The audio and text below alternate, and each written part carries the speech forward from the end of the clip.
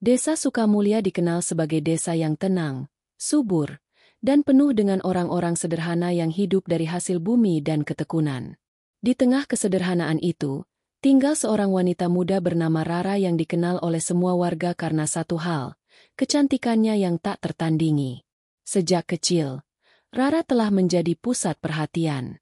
Saat anak-anak perempuan lain bermain di sawah dan menangis karena terjatuh, Rara selalu duduk manis, mengenakan pakaian bersih, dan wajahnya tak pernah kotor. Ia seolah diciptakan hanya untuk dikagumi. Alisnya rapi tanpa sentuhan, bibirnya merah alami seolah dibubuhi pewarna, dan matanya bersinar jernih seperti mata air pegunungan. Setiap pagi, saat ia berjalan ke warung atau menimba air di sumur, para lelaki menghentikan langkah, bahkan ibu-ibu pun hanya bisa menatap dengan sedikit iri. Beberapa pemuda desa bahkan pernah berkelahi hanya karena ingin duduk di dekat Rara saat acara pengajian kampung. Tapi di balik semua itu, tumbuhlah kesombongan dalam diri Rara, seperti benih yang disiram tiap hari oleh pujian dan sanjungan. Ia merasa bahwa kecantikan adalah segalanya, bahwa ia pantas dihormati, bahkan disembah, hanya karena wajahnya. Ia tak suka dinasihati. Bahkan ibunya sendiri pun tak jarang dimarahi jika menyuruhnya bersikap lebih rendah hati. "Bu, tidak semua orang bisa secantik aku. Ini karunia dari Allah. Biar saja aku menikmatinya," ucapnya suatu malam sambil bercermin. Ibunya, Mak Inah, hanya bisa menunduk. Hatinya sedih melihat putrinya semakin menjauh dari akhlak yang ia tanamkan sejak kecil. Namun sebagai ibu, ia masih berharap suatu hari Rara akan berubah. Hari-hari berlalu. Rara semakin menjadi-jadi. Ia menghina teman-temannya yang kulitnya tak secerah dia. Ia meremehkan pemuda desa yang menurutnya tak cukup tampan untuk sekadar berbicara dengannya.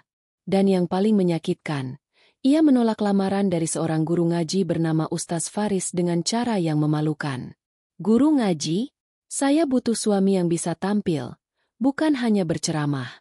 Lihat wajah saya pantas dapat lelaki kota yang kaya dan berpendidikan," kata Rara sambil tertawa di depan umum. Ustaz Faris menunduk, tidak berkata sepatah pun. Ia hanya menatap Rara dengan mata yang penuh iba, lalu berbalik pergi. Tapi sejak hari itu, keanehan mulai terjadi. Malam pertama setelah peristiwa itu, Rara terbangun karena rasa panas di wajahnya. Ia mengira ada nyamuk atau serangga yang menggigit. Tapi ketika bercermin, tak ada bekas apapun. Kulitnya masih mulus. Namun rasa tidak nyaman itu terus muncul setiap malam. Lama-lama, kulitnya mulai terasa kaku setiap pagi, seolah wajahnya tak bisa digerakkan bebas seperti biasanya. "Aneh," gumamnya. "Mungkin hanya kurang tidur." Namun minggu-minggu berikutnya, perubahan itu makin terasa. Pipinya yang biasanya kenyal mulai terasa keras. Senyumnya tak bisa semanis dulu. Bahkan ketika tertawa di depan cermin, ia melihat garis-garis wajah yang membeku, seperti topeng yang melekat dan tidak bisa dilepas.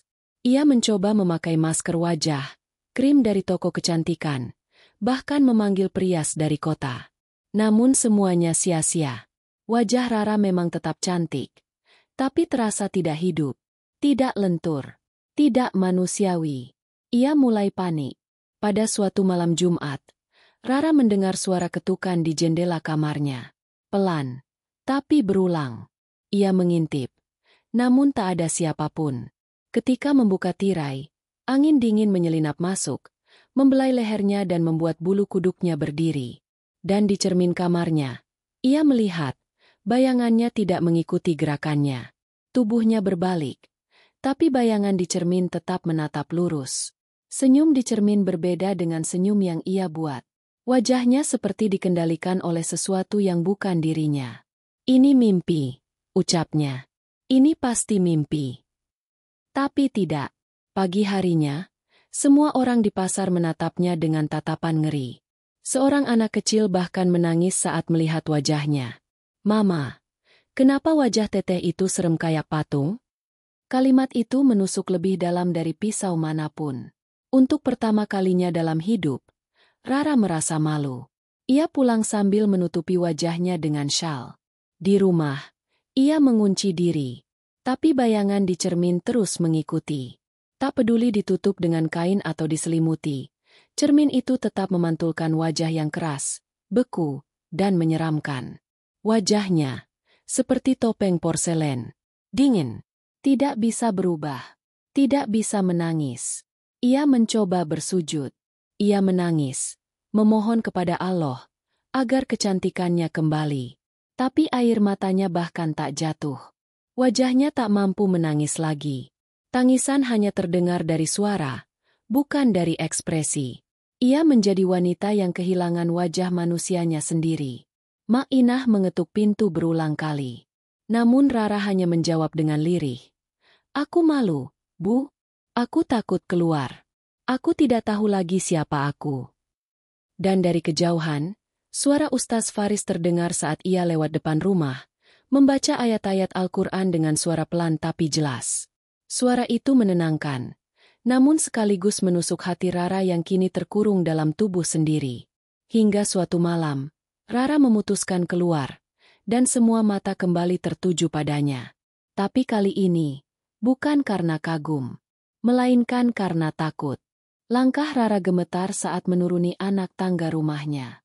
Suara detaknya terdengar lirih namun menghantui, seperti palu yang memukul perlahan hati yang rapuh. Wajahnya kini tertutup selendang panjang berwarna hitam. Bukan karena gaya, tapi untuk menyembunyikan sesuatu yang tak sanggup ia hadapi.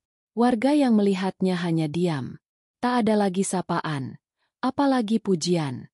Semua mata menunduk atau menghindar. Dunia Rara telah berubah. Di pasar, suasana sunyi seolah menyambutnya. Penjual yang biasa memanggil namanya kini hanya tersenyum canggung. Anak-anak bersembunyi di balik punggung ibu mereka. Rara menggenggam erat uang di tangannya. Ia hanya ingin membeli sayur. Tapi bahkan penjual sayur pun tertegun. Tak tahu harus berkata apa. "Ah, Anda Rara?" tanya si penjual pelan. Rara mengangguk. "Iya, ini saya, Mbok. Saya cuma mau beli kangkung." Si penjual menyerahkan sayur itu dengan tangan gemetar. Rara mengulurkan uang. Tapi wanita tua itu menolak. "Ambil saja, Ra. Tidak usah bayar." Rara terpaku. Ia merasa seperti makhluk asing. Perlahan ia berjalan pulang. Namun suara-suara dari belakang mulai terdengar. "Itu dia yang sombong dulu," katanya, wajahnya keras kayak topengnya sekarang. "Dulu cantik banget, sekarang menakutkan." Rara berlari. Tapi suara-suara itu terus mengejarnya. Ia masuk rumah dan membanting pintu. Tangannya memegang dada. Jantungnya berdetak cepat, seolah ingin keluar dari tubuhnya. Ia menghadap cermin, dan untuk pertama kalinya, ia memberanikan diri membuka selendang hitam itu. Dan di sana, wajah itu masih ada. Cantik tapi tidak hidup. Garis senyum yang dulu lembut, kini seperti goresan keras yang dipahat. Matanya kosong, tak ada kehidupan di dalamnya. Rara memukul kaca cermin itu, tapi bayangan dirinya justru tersenyum. Sebuah senyuman sinis yang tidak ia buat sendiri. Malam pun tiba. Desa Sukamulya tertidur dalam damai. Tapi di rumah Rara, ketenangan tidak pernah datang lagi. Ia mendengar suara langkah di loteng, padahal ia tinggal sendiri. Lalu suara bisikan samar dari arah dapur.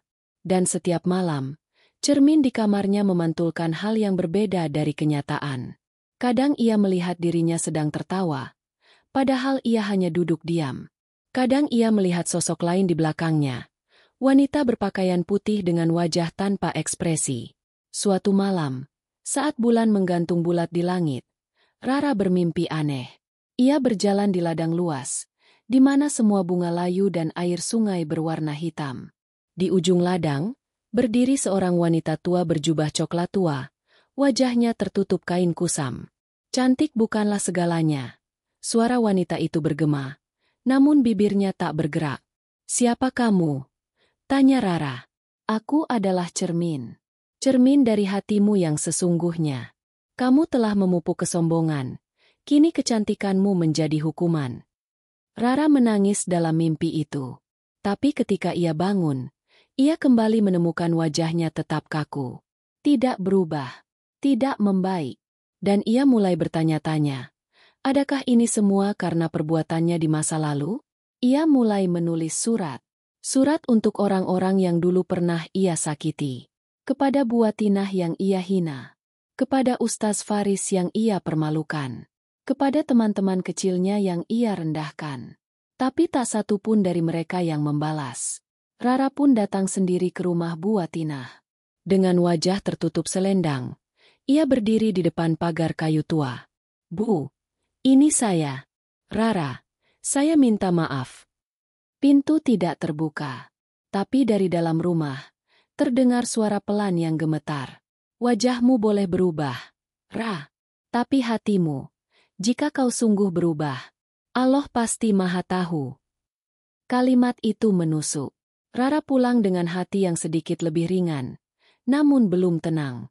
Karena malam itu, saat ia kembali memandang ke cermin, sosok yang selama ini ia lihat bukan hanya pantulan. Ia keluar dari cermin. Cermin itu retak, tapi bukan karena dipukul. Retaknya muncul perlahan, seperti kulit yang menua, seperti rahasia yang akhirnya pecah. Retakan itu membelah wajah bayangan Rara menjadi dua sisi. Satu sisi tetap memantulkan Rara yang sekarang, dingin, keras, seperti topeng porselen. Sisi lain memunculkan bayangan dirinya yang dulu, penuh pesona, tersenyum penuh percaya diri, namun dengan mata yang menyimpan keangkuhan. Rara mundur. Napasnya tercekat. Cermin itu kini tidak hanya memantulkan, tapi bergerak. Sosok di dalam cermin melangkah maju, mengikuti gerak Rara. Tapi ada satu perbedaan yang mengerikan. Bayangan itu tersenyum lebar, dan melangkah keluar dari cermin. Sosok itu keluar perlahan. Kakinya menyentuh lantai kamar Rara seperti kabut dingin. Meski menyerupai dirinya, ia terasa berbeda. Sosok itu mengenakan gaun putih bersih. Rambut terurai halus, namun aura yang menyelimutinya dingin dan menyesakan. Wajahnya cantik, tapi palsu. Ia tampak seperti Rara, versi dirinya yang dulu. Cantik luar biasa, namun tak punya hati. Rara terdiam, tak mampu bergerak. Kakinya gemetar. Kau, siapa? Suaranya nyaris tak terdengar. Aku adalah kau. Aku adalah keindahan yang kau puja lebih dari segalanya. Aku adalah cermin dari egomu, dan kini aku bebas. Sosok itu tertawa pelan. Suaranya menggema di dinding kamar. Cermin di belakangnya runtuh, pecah berkeping-keping, namun tak satu pun menyentuh lantai. Semua pecahannya mengambang di udara, memantulkan berbagai ekspresi wajah Rara. Marah, sombong, menangis, tertawa, meremehkan, dan menyesal. Rara mencoba membaca ayat suci, namun mulutnya terasa terkunci. Lidahnya kaku, seperti wajahnya. Suara tak bisa keluar. Ia hanya mampu mundur ke sudut kamar. Tubuhnya gemetar, keringat dingin membasahi punggungnya. Bayangan itu melangkah mendekat. Dengan gerakan pelan, ia menyentuh pipi Rara. Wajahmu kini beku, karena hatimu dulu membatu. Kau ingin kembali seperti dulu? Maka akulah yang harus hidup di dunia ini. Biarkan aku mengambil alih. Tidak, bisik Rara lirih. Kau bukan aku. Bayangan itu mendekatkan wajahnya, dan dalam bisikan yang dingin ia berkata, kita akan lihat, siapa yang lebih diinginkan oleh dunia. Dalam sekejap, tubuh Rara terpental ke belakang. Cahaya dari cermin yang pecah menyilaukan seisi ruangan. Dan saat ia membuka mata, ia berdiri di dalam cermin. Tangannya menyentuh permukaan yang kini seperti kaca dari sisi dalam. Di luar, sosok tiruannya berdiri mengenakan bajunya, mengambil sepatunya, membuka pintu, dan pergi.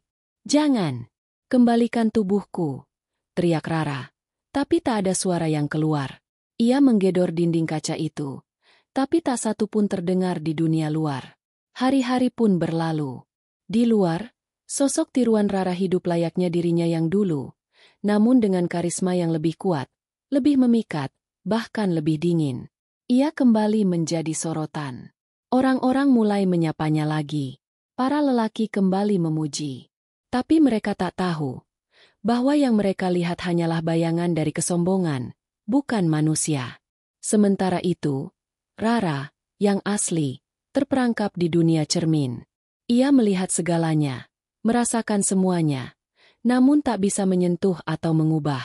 Ia hidup dalam penyesalan, dalam kehampaan, dalam ruang antara dimensi yang tak bisa dijelaskan oleh logika. Malam-malam di dalam cermin itu sunyi. Waktu seolah tak berjalan.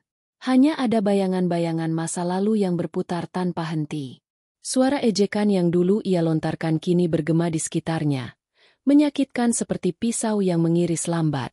Dan suatu malam, dari dalam cermin, Rara melihat ibunya, Mak Inah, duduk bersimpuh di sajadah. Matanya sembab, bibirnya komat kamit. Ya Allah, kembalikan anakku. Meski ia tak lagi cantik, aku terima. Asal dia kembali jadi dirinya. Air mata jatuh dari mata Mak Inah.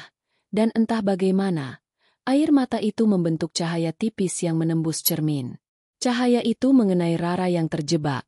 Dan untuk pertama kalinya, ia merasa hangat. Seolah masih ada harapan. Namun tepat saat itu, sosok tiruan Rara melihat ke arah cermin. Dan ia tersenyum. Lalu berbisik, "Aku tahu kau masih di sana. Tapi dunia lebih mencintaiku sekarang. Jadi, tetaplah jadi penonton." Rara menjerit dalam diam, dan cermin mulai bergetar kembali.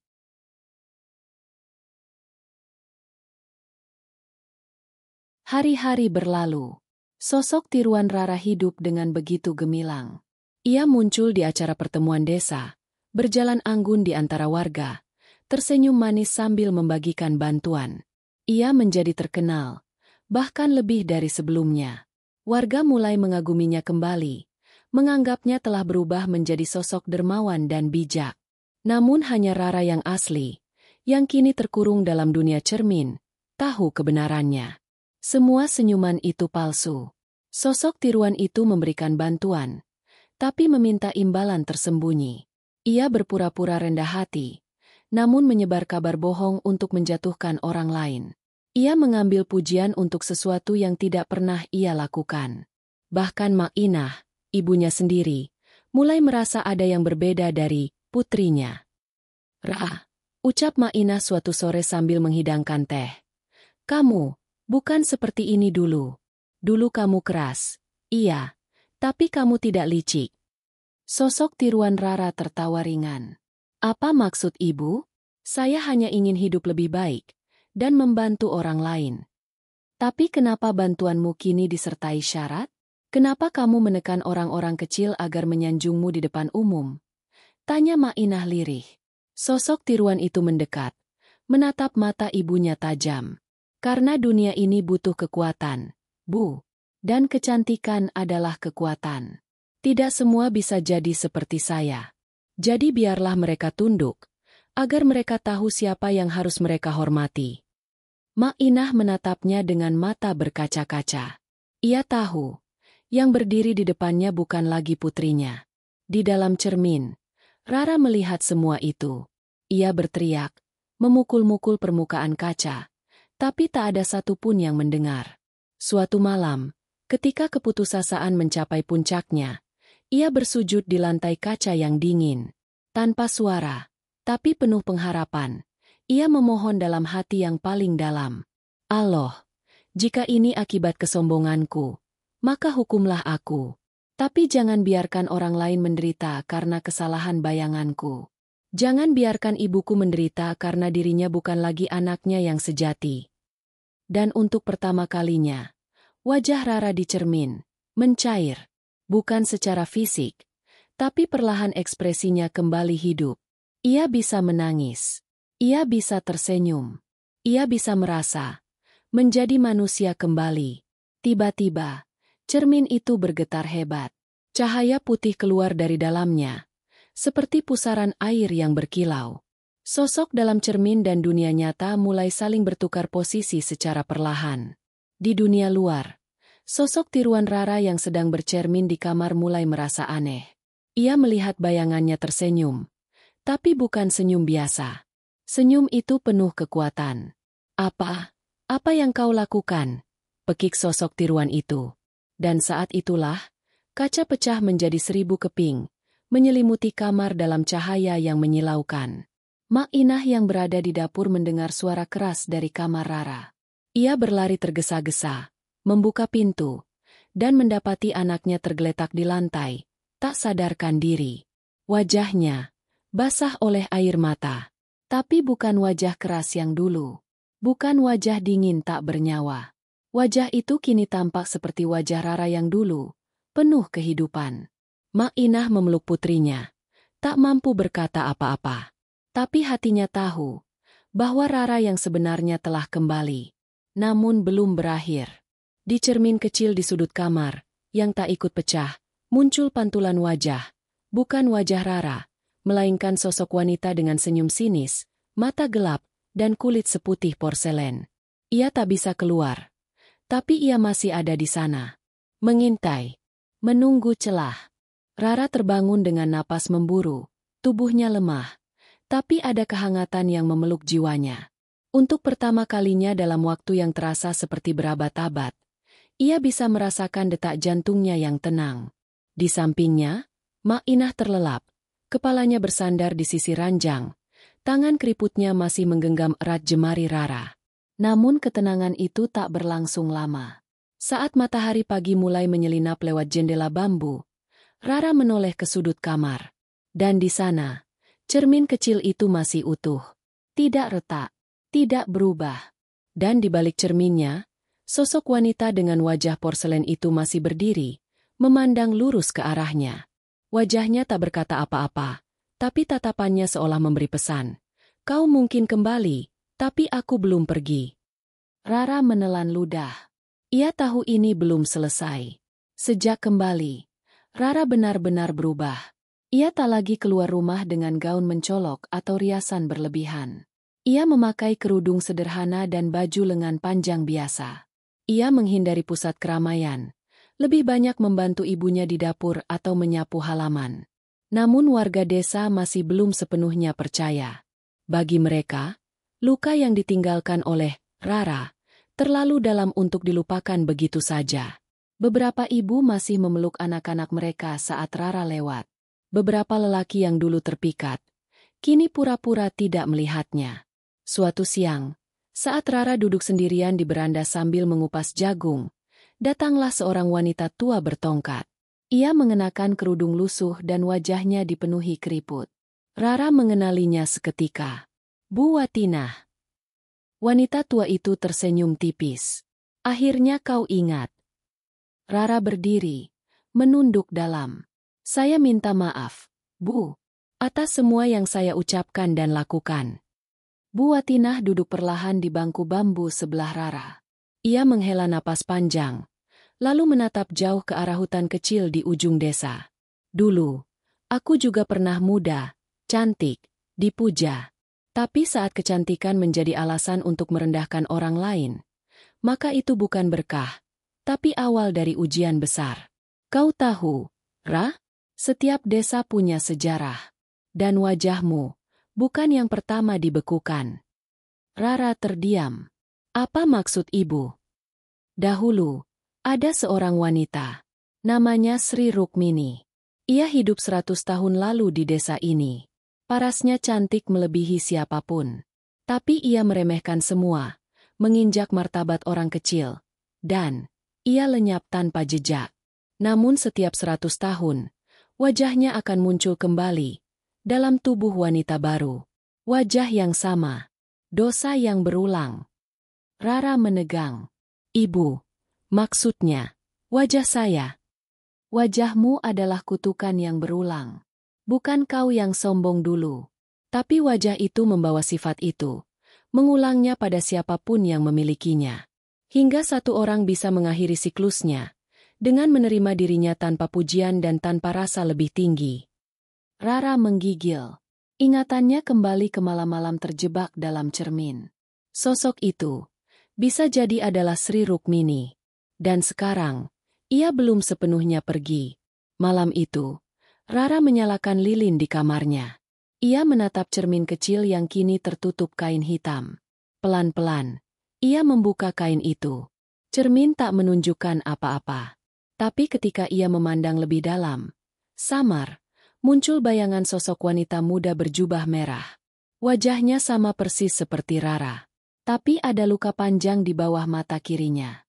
Luka yang tidak pernah ada di wajah Rara. "Siapa kamu?" bisik Rara. Dan bayangan itu akhirnya menjawab, dengan suara seperti angin yang mendesir. "Aku adalah kau yang dulu, dan yang akan datang. Jika kau menyerah, aku akan kembali mengambil tempatku." Tiba-tiba, kaca cermin itu mulai retak perlahan, memunculkan celah yang menganga hitam di tengah. Angin dingin menyembur keluar.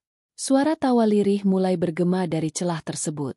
Rara menutup matanya, menggenggam Al-Quran kecil yang selalu disimpan ibunya di sisi ranjang, dan memeluknya erat. Namun cermin itu terus berdenyut. Seperti jantung. Seperti pintu yang belum tertutup rapat. Esok harinya, Mak Inah memanggil seorang ustaz untuk datang ke rumah. Ia tidak memberitahu alasan secara jelas. Hanya berkata bahwa rumahnya terasa tidak tenang. Ustaz itu pun datang, membawa air doa dan membaca ayat suci di tiap sudut ruangan. Namun saat memasuki kamar Rara, ia langsung menatap ke arah cermin. "Bu, ini bukan cermin biasa.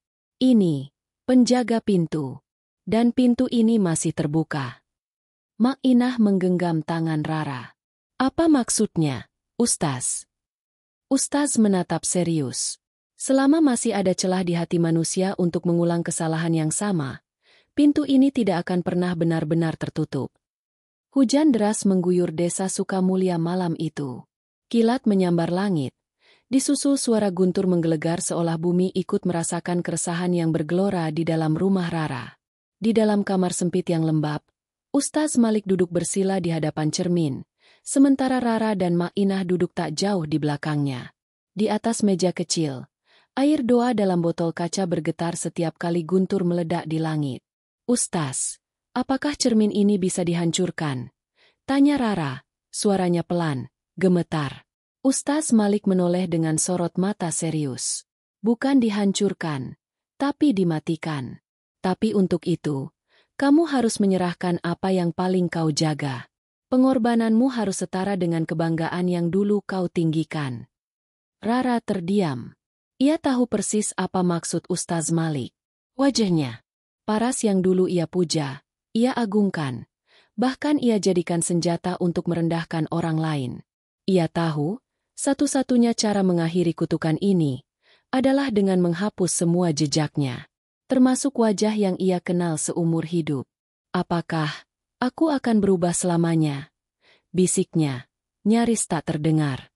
"Wajahmu akan tetap wajahmu. Tapi takkan pernah ada yang memandangmu sama. Tidak ada lagi pujian. Tidak ada lagi bayangan dalam cermin. Kau akan jadi manusia biasa. Tapi itu adalah bentuk manusia paling sempurna." Malam itu, Rara merenung lama di bawah lampu redup kamarnya. Ia memandangi foto-foto lamanya. Senyuman yang dulu ia banggakan, kini terasa asing, dingin, menipu.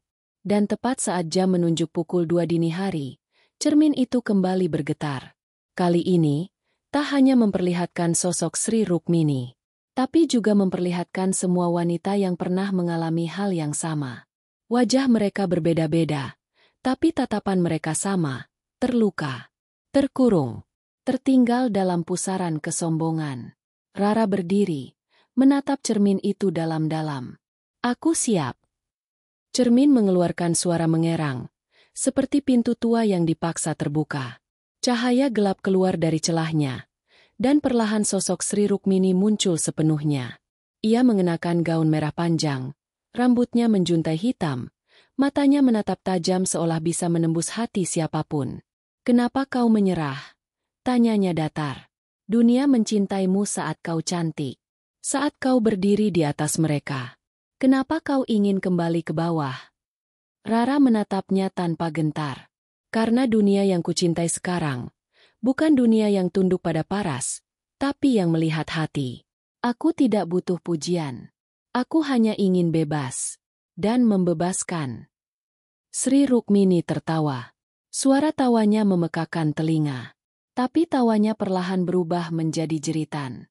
Wajahnya mencair seperti lilin terkena api, tubuhnya mengepul hitam, dan dalam pusaran gelap yang menyakitkan, ia tersedot kembali ke dalam cermin. Rara berlutut. Tubuhnya lemah. Tapi cermin itu kini mulai retak perlahan, dari tengah hingga ke seluruh permukaan. Cahaya putih menyinarinya dari dalam, dan dengan dentuman terakhir, cermin itu pecah menjadi debu halus. Pagi menjelang dengan sunyi yang tenang. Matahari pertama setelah bermalam penuh badai menyorot lembut ke dalam kamar Rara. Ia membuka matanya, dan merasakan sesuatu yang aneh. Kulit wajahnya lembut, tapi berbeda. Ia berdiri, mengambil potongan kaca kecil yang tersisa di lantai. Saat ia menatapnya, ia melihat bayangannya sendiri, tapi bukan seperti dulu. Wajahnya biasa saja, tidak mencolok, tidak memesona. Tidak memukau. Ia tampak seperti wanita desa pada umumnya. Namun anehnya, ia merasa lega. Beban itu seperti menghilang bersama serpihan cermin. Saat ia melangkah keluar rumah, warga desa menatapnya. Beberapa membisik, beberapa menunjuk. Tapi kali ini, Rara hanya tersenyum ramah dan menunduk sopan. Ia tidak sedang ingin dilihat. Ia ingin mengenal kembali siapa dirinya yang sebenarnya. Di tengah keramaian pasar, Bu Atinah menghampirinya, membawa sebuah kerudung rajutan. Coba ini, Ra. Tidak mahal, tapi hangat. Rara tersenyum, menerima dan langsung mengenakannya. Terima kasih, Bu. Ini lebih indah dari apapun yang pernah saya pakai. Dari kejauhan, anak-anak berlari lewat. Tak takut lagi menatapnya. Satu di antara mereka bahkan menyapanya. Teteh, senyummu manis ya. Rara menoleh, hatinya hangat. Ia tahu, senyum itu bukan karena wajahnya lagi, tapi karena jiwanya. Namun di tempat lain, jauh di bawah tanah desa, di ruang yang tak terlihat mata manusia, ratusan cermin kecil tergantung di dinding. Dan di satu cermin yang paling gelap, mata Sri Rukmini perlahan terbuka kembali. Kutukan mungkin telah dikalahkan, tapi tidak dimusnahkan. Langit pagi di desa Sukamulya kini lebih biru dari biasanya. Angin yang berembus membawa bau tanah basah dan dedaunan yang mengering. Rara berdiri di tengah halaman rumahnya, menatap langit sambil menggenggam sebuah cermin kecil tanpa bingkai, satu-satunya pecahan yang tersisa dari cermin kutukan itu. Di permukaannya, ia hanya melihat bayangan dirinya yang sekarang. Wajahnya sederhana, tanpa riasan, tanpa aura menggoda. Tapi senyumnya tenang. Senyum seseorang yang telah melewati badai dan selamat. Hari itu, Rara ikut serta dalam kegiatan bersih-bersih desa. Ia membawa sapu, mengenakan topi lebar, dan berjalan dari satu rumah ke rumah lain, membantu tanpa diminta. Awalnya warga masih ragu. Tapi setelah seminggu, 2 minggu, Rara mulai diterima kembali. Bukan karena wajah, tapi karena ketulusannya yang kini berbicara lebih lantang dari kecantikan. Mak Inah menyaksikan putrinya setiap hari dengan air mata bahagia. Baginya, Rara yang sekarang lebih hidup dari siapapun yang pernah ia lahirkan. Namun, sebagaimana masa lalu tak bisa dihapus sepenuhnya, begitu pula dengan kutukan. Malam itu, saat Rara menyiapkan tempat tidur, ia membuka laci kecil untuk menyimpan pecahan cermin. Tapi kaca itu menghilang. Ia mencari ke seluruh kamar, ke kolong tempat tidur, bahkan ke dapur. Tapi kaca kecil itu tak ada. Yang tertinggal hanyalah bekas goresan melingkar di dalam laci. Seolah kaca itu meleleh dan masuk ke dalam kayu. Rara mencoba menenangkan diri. Mungkin jatuh tanpa kusadari. Tapi saat ia mematikan lampu dan berbaring, telinganya menangkap suara. Sangat pelan, nyaris seperti hembusan napas. SSSTT. Ia menoleh. Tapi kamar itu gelap dan sepi. Hanya suara jangkrik dari luar yang menemani malam. Namun ketika Rara memejamkan mata, satu bayangan muncul dalam mimpinya. Sri Rukmini. Duduk di ruang cermin, dikelilingi oleh pantulan wajah-wajah wanita yang tampak berbeda-beda. Ia menatap lurus ke arah Rara, tersenyum, bukan senyum marah, tapi senyum penuh janji. Kau telah menyegel satu jalanku, Rara. Ucapnya dalam mimpi. Tapi dunia tidak kekurangan wanita yang memuja bayangannya sendiri. Cermin-cermin itu pun mulai bergetar dalam mimpi Rara, dan dari satu cermin yang membesar, muncul seorang gadis muda, masih remaja, berdiri di depan kaca besar di kamarnya, tersenyum puas melihat followers media sosialnya bertambah karena wajahnya yang cantik. Sri Rukmini menatap Rara dan berbisik. Setiap kesombongan menciptakan satu celah baru. Maka tunggu saja. Aku akan kembali, dalam wajah yang berbeda. Rara terbangun dengan peluh dingin membasahi dahi. Ia duduk, memegangi dada. Dadanya sesak, bukan karena takut, tapi karena ia sadar, perjuangannya belum berakhir. Bukan karena ia masih dikutuk, tapi karena dunia ini masih menciptakan wajah-wajah baru yang bisa jatuh ke dalam perangkap yang sama. Pagi berikutnya, Rara menulis surat panjang dan menyimpannya di buku harian. Ia menulis kisahnya, bukan untuk dibaca sekarang, tapi untuk gadis-gadis di masa depan yang mungkin akan menemukan wajah mereka lebih dipuja daripada hati mereka dihargai. Ia menulis, wajah bisa menjadi anugerah, tapi jika dipuja melebihi Allah, ia menjadi kutukan yang menunggu tumbuh. Jangan biarkan bayanganmu mengambil alih hidupmu. Dan ia menutup buku itu dengan sebuah doa. Doa agar semua gadis yang tumbuh cantik, tumbuh pula dengan hati yang rendah. Doa agar dunia suatu hari memandang lebih dari sekadar paras. Dan doa agar tidak ada lagi cermin yang membuka pintu kepada sosok yang seharusnya terkubur selamanya. Namun jauh di tempat lain, seorang gadis remaja di kota sedang mengambil selfie di depan cermin tinggi di kamarnya. Ia mengunggah fotonya ke media sosial, memandangi hasilnya, lalu tersenyum lebar. Tapi ia tak sadar. Dalam bayangan di cermin, di balik sudut gelap, seseorang ikut tersenyum bersamanya. Sri Rukmini belum sepenuhnya hilang.